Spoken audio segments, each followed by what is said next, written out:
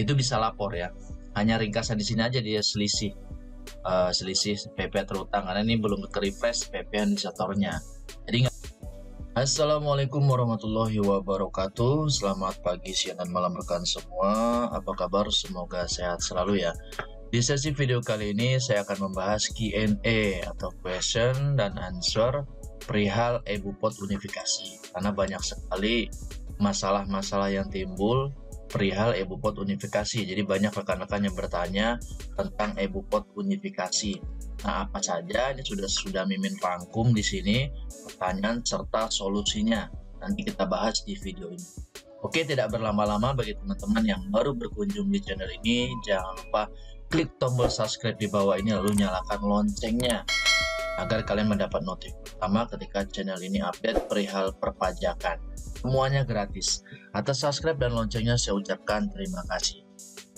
Teman-teman, Q&A seputar EBUPOT unifikasi. Ini ada beberapa Mimin rangkum ya, sekitar 10 lah kurang lebih. Namun ini case yang benar-benar sering dialami oleh wajib pajak. Nah, apa saja case-nya? Ayo kita bahas bersama-sama.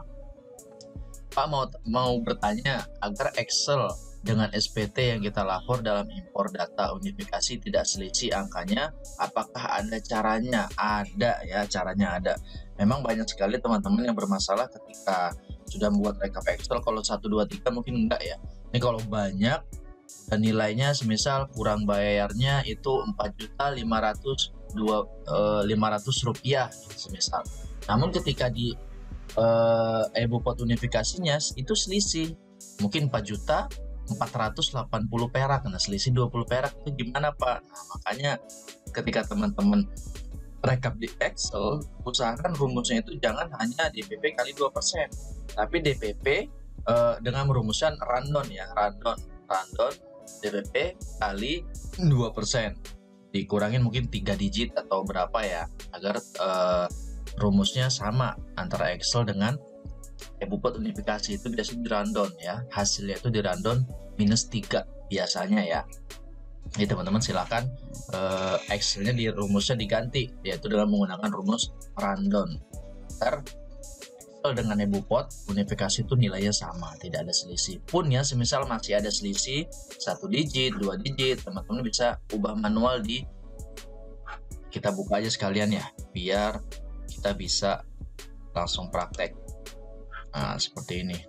Saya buka EBUPOT unifikasi ya. Nah, di sini ya rekan-rekan, kalau rekan-rekan bingung masih ada selisih antara Excel dengan EBUPOT-nya, setelah dimasukkan ke sini, teman-teman buka aja PPH-nya ya, daftar seperti ini. Ini kebetulan ini PT baru, jadi nggak ada daftarnya. Nanti di sini diubah ya, klik aja ubah, ada menu ubah di aksi di sini, lalu ubah DPP-nya, mainin. Entah ditambahkan atau dikurangin beberapa digit sehingga PPH-nya bisa sama dengan yang sudah kita bayarkan, karena udah terlanjur ya, kita bayarnya ngacunya pakai Excel. Di EBUPOT aplikasi unifikasi beda, jadi nggak bisa kita ngikutin unifikasi, ya udah ikutin aja Excel. Biasa di Excel itu lebih gede kok, beberapa perak lebih gede, nggak apa-apa, diedit aja di sini. Itu pertanyaan pertama. Lalu kita lanjut kedua ya.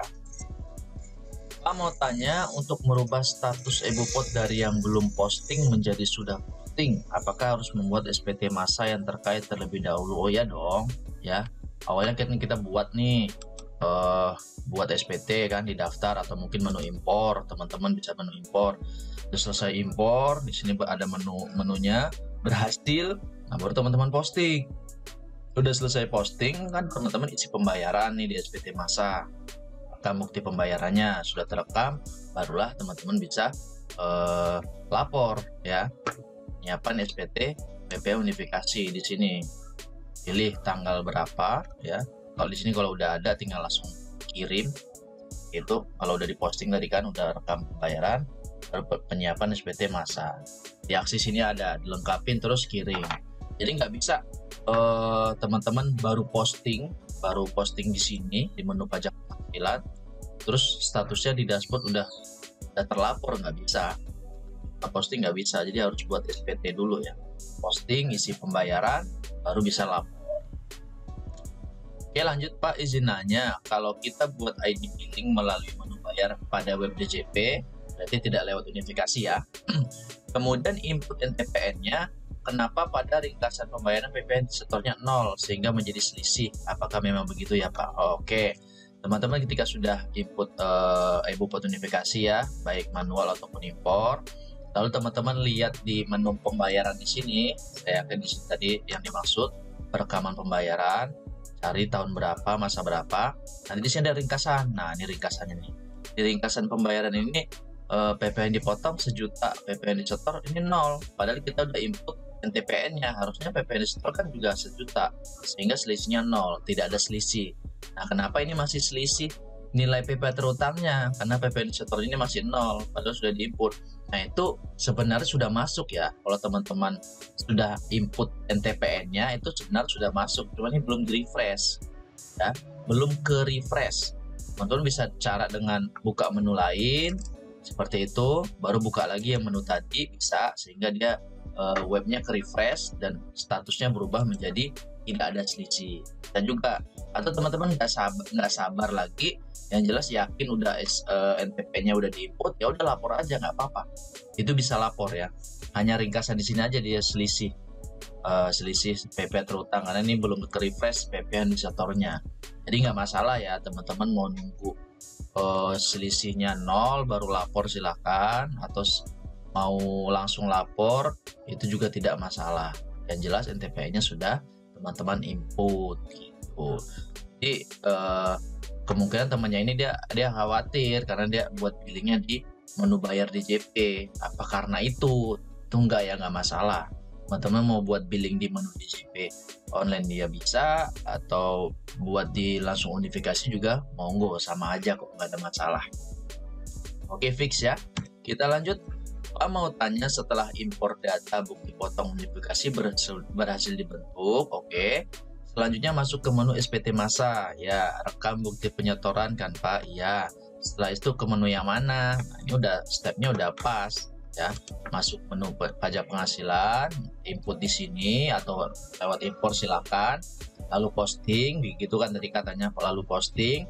Selesai posting kita masuk di menu SPT masa, kita rekam bukti penyetorannya, oke. Lalu ya penyiapan SPT masa PP unifikasi. Cari masa berapa di sini ya. Kalau kita udah rekam di sini, kita klik penyiapan ini akan muncul listnya ya. List yang sudah kita posting di sini, tahun berapa, masa berapa. Nah, lihat aja aksinya ini. Pilih ya, biasa ada 2 menu, lengkapi dan kirim. Teman-teman jangan langsung kirim, itu pasti nggak bisa, karena lengkapi dulu. Lengkapi itu biasa hanya memilih untuk penandatangannya siapa. Setelah pilih pengurus, terus nama penandatangan direkturnya, lalu oke, simpan, barulah teman-teman pilih aksi yang kirim. Oke, setelah itu selesai. Baru ambil dari menu dashboard ini biasanya. Dashboardnya ada riwayatnya atau historinya. Mengambil BPE-nya, SPT-nya, dan bukti potongnya di sini. Oke, terjawab ya. Next. Pak, jika mau input untuk buput konstruksi itu gimana ya Pak? Nah, sedangkan tarifnya itu sudah turun, tetapi di e-bupot masih pakai tarif yang lama. Ya benar. Nah, tarifnya berubah nih, ada 3%, ada yang 4%, ya beda-beda ya. Ada yang saya juga nggak hafal itu ya tarifnya.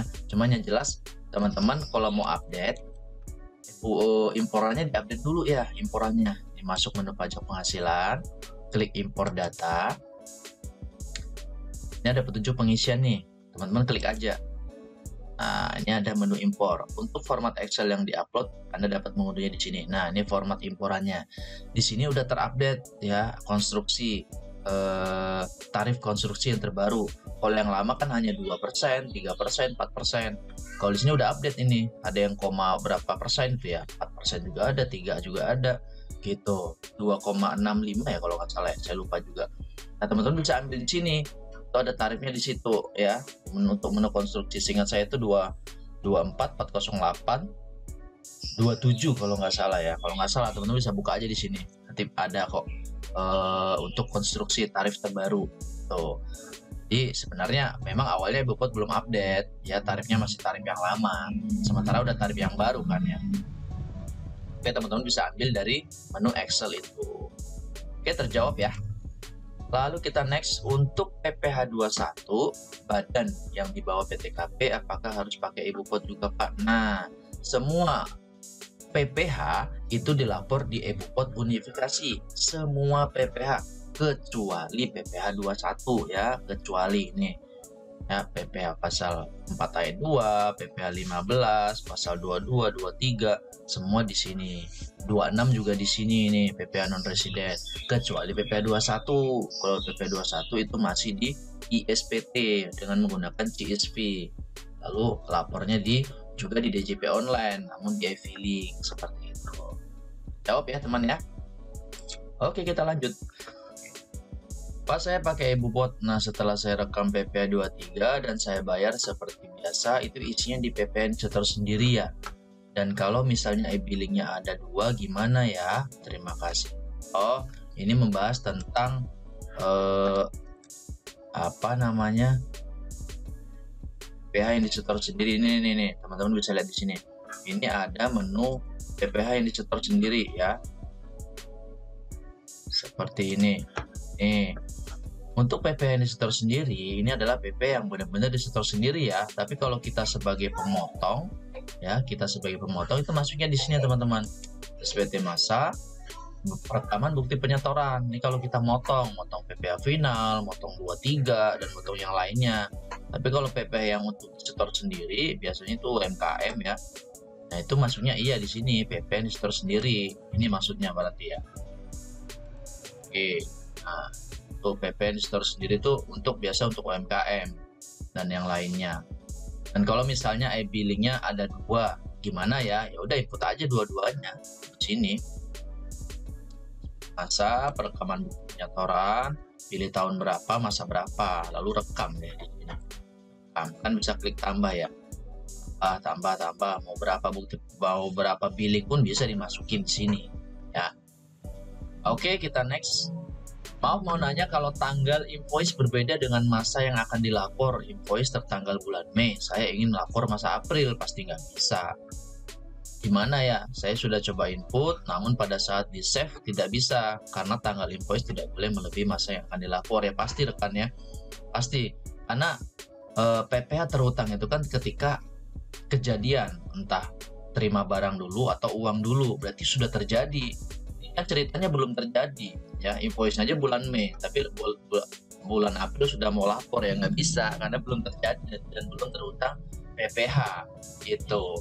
Jadi bisanya ya kalau invoice-nya Mei ya berarti lapornya juga masa Mei gitu ya, nggak bisa maju mana ya, invoice-nya Mei lapornya April itu nggak bisa, pasti nggak bisa ya karena belum terhutang.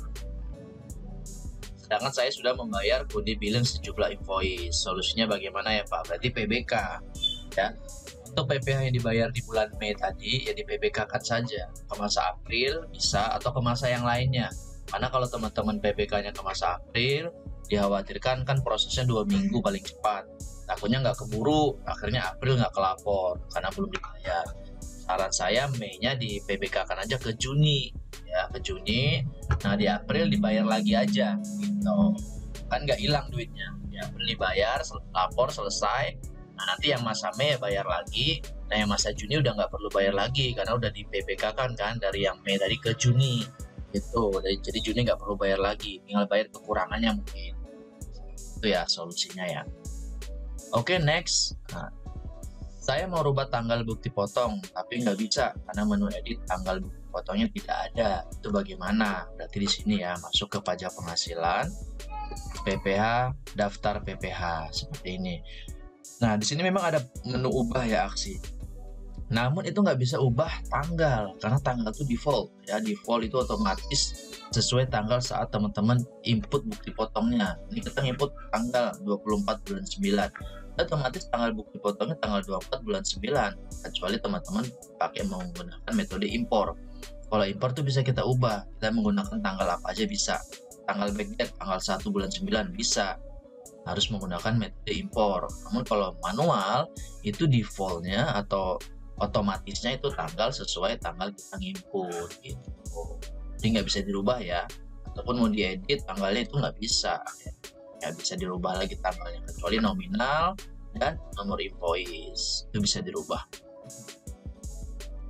Next, habis saya ringkas hanya 10 ya pertanyaan biar waktunya nggak terlalu banyak. Ini juga udah 10 menit lebih. Nah, sekian temannya, semoga bermanfaat. Jangan lupa bantu share video ini ke teman-teman yang lain jika teman-teman merasakan manfaatnya, agar lebih banyak lagi teman-teman di sana yang merasakan manfaat channel ini. Sekian dari saya, ada kata yang salah saya mohon maaf. Akhir kata, assalamualaikum warahmatullahi wabarakatuh.